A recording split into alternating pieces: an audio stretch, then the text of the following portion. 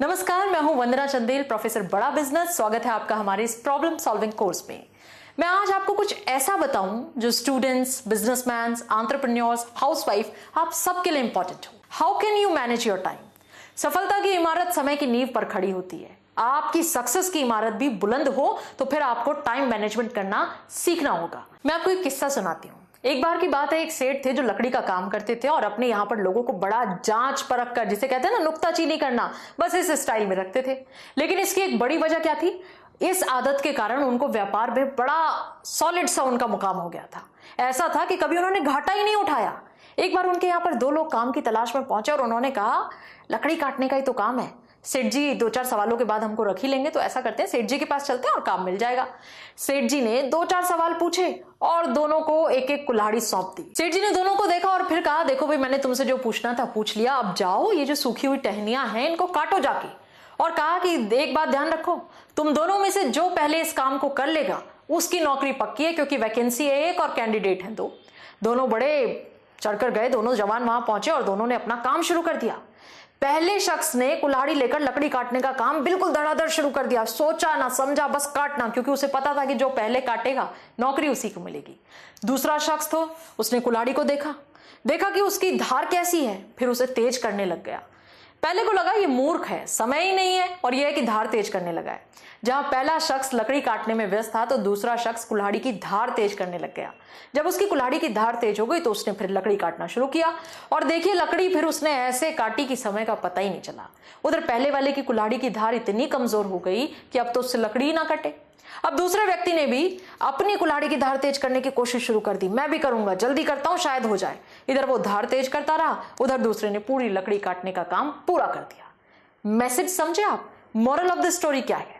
कुल्हाड़ी को धार लगाने की तुलना आप प्लानिंग से कीजिए, और प्लानिंग हमेशा काम के पहले की जाती है, काम करने के बाद नहीं की जाती।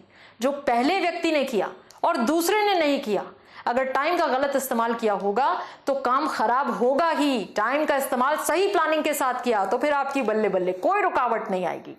टाइम मैनेजमेंट फॉर स्टूडेंट्स की अगर हम बात करें, क्योंकि स्टूडेंट एक ऐसा तबका है जिसके पास समय वाकई कम पड़ जाता है और उनको हमेशा ये लगता है कि किताबें ज्यादा हैं, सिलेबस ज्यादा है, प्रोजेक्ट ज्यादा है, समय नहीं है। टाइम मैनेजमेंट अगर स्टूडेंट सीख ले तो आप समझिए कि कोई भी एंट्रेंस एग्जाम, कोई भी चुनौती उसके लिए बड़ी नहीं हो सकती। टाइम मैनेजमेंट का ही कमाल है कि स्टूडेंट रहते हुए कई लोग अपने सारे शौक पूरे कर लेते हैं। वो डांसिंग भी सीखते हैं, वो सिंगिंग भी सीखते हैं, वो अच्छे खिलाड़ी भी बनते हैं। कई तो स्टूडेंट रहते हुए अपना स्टार्टअप शुरू कर गए। अब ये क्या छोटी बात है? आप पढ़ भी रहे हैं और कमा भी रहे हैं। अब मैं आपको एक एग्जांपल देती हूँ। मुंबई में रहने वाले 14 साल के तिलक मेहता का नाम अगर आपने नहीं सुना तो जरूर उनको जानने की कोशिश कीजिएगा। स्टूडेंट थे वो। जब टाइम मैनेजमेंट को उन्होंने समझा, इसकी कदर की, और पिछले 2 साल में उसने क्या किया? बतौर स्टूडेंट करोड़ों का बिजनेस खड़ा कर लिया। वक्त बर्बाद ना हो ऐसे आइडिया के साथ तिलक ने paper and parcels courier service की शुरुआत की।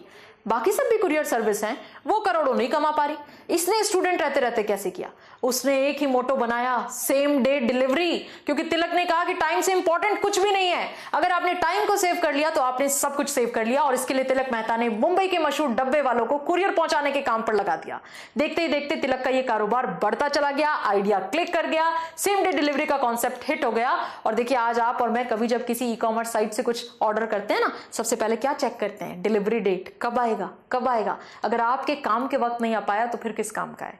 टाइम मैनेजमेंट अगर होम मेकर्स के लिए हो तो फिर क्या होगा? हाउसवाइफ की बात करें तो ज्यादातर हाउसवाइफ क्या करती हैं? दिन भर बिजी हैं। सुबह से जो उनकी साइकिल शुरू होती है, आप समझिए कि थकती नहीं है। रात के 11-12 बजे तक, जब तक वो आराम करने या सोने पहुंचे, तब तक काम लगातार चल रहा है फुल फोर्स के साथ। इन्हीं हाउसवाइफ्स में से कुछ ऐसी भी हैं जो घर के काम के साथ साथ ऑफिस भी जाती हैं, बिजनेस भी कर रही हैं।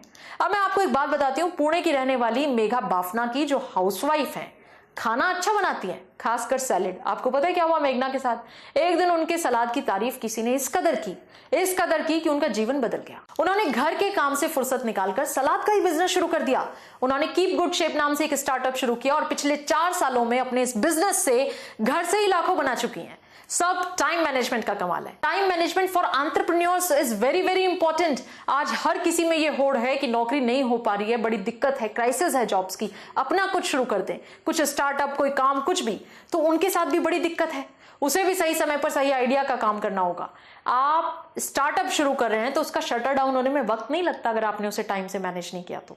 अब मान लीजिए कि आप एक एंटरप्रेन्योर हैं और आपने नया स्टार्टअप शुरू किया, आपने लंबी लंबी केवल मीटिंग्स ही करते रहे।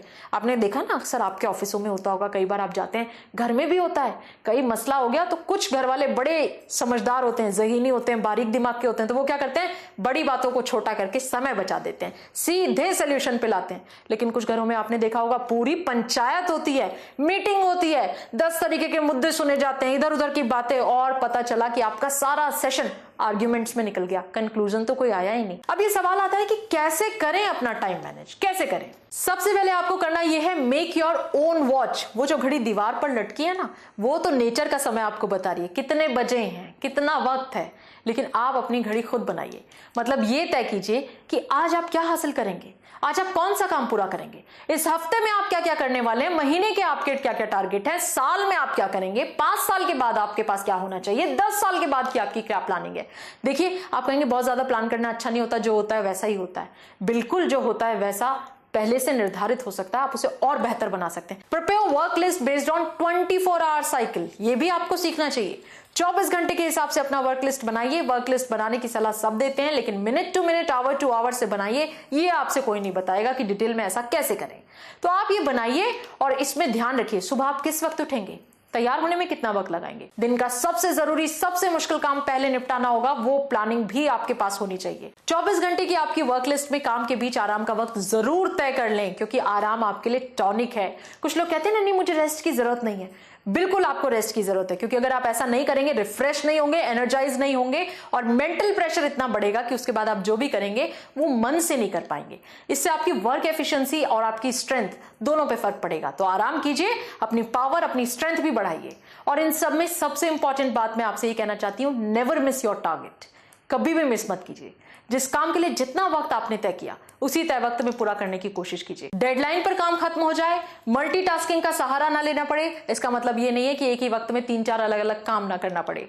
स्पीड मेंटेन रखिए, रुकावटों से निपटना सीखिए, समय समय पर ब्रेक लीजिए, कैलकुलेशन करना सीखिए। बहुत सारे लोग होते हैं उनको समय की कोई कैलकुलेशन ही नहीं है। ये कैसे हो सकता है, जो समय भाग रहा है, दौड़ रहा है, आपके हाथ में नहीं है, आपसे रुकेगा नहीं, उसकी भी कैलकुलेशन नहीं है। हर काम को खत्म करने के बाद एक नजर जरूर डालिए, सोचिए कि इसमें कोई कमी तो नहीं रही, वो कमी रह गई तो क्यों रह गई, साथ में उस काम में सबसे अच्छा आपने क्या किया, इस पर भी फोकस करें, क्योंकि यही चीजें आपको मोटिवेट करती हैं। उम्मीद है कि अब इस वीडियो को देखने के बाद आप पूरी तरह से तैयार हैं अपनी नई उड़ान और नए आसमान के लिए। इस उम्मीद के साथ इस वीडियो पर जरूर अमल करेंगे। मुझे दीजिए इजाजत, नमस्कार।